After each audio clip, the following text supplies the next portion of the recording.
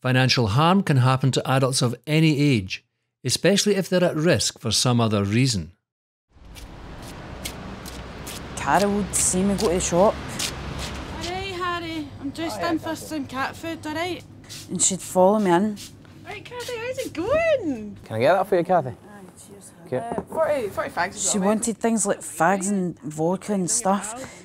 And she wanted me to pay. A bottle of body, man. Cheers. Tonic as well. And Are you sure, Kathy, you want all this drink and these fags? Harry in the shop would ask if it was alright. Alright then. And I just said it was. It didn't feel right though. And I didn't want it to happen.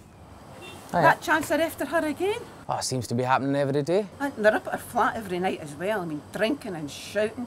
It's no fair, Miss Earl. It looked like she was getting forced into buying her stuff. I mean, I asked her if she was alright. She said it's okay. I think we should report this. Aye, please do it. Let's do it. It was Harry in the shop that phoned the social worker. And they had lots of meetings about it. I thought Carol and her pals were my friends, but they weren't.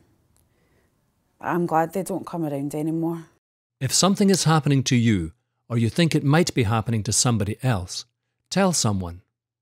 If it doesn't feel right for you, it isn't, and you don't have to put up with it. You can call social work on 01475 715 010 or 0800 811 505 if it's out of hours. You can get help from the police using the 101 number, or, in an emergency, use 999.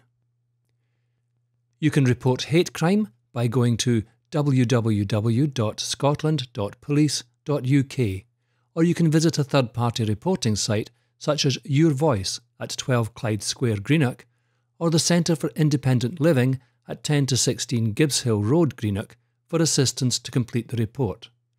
Remember, Inverclyde has people who can help.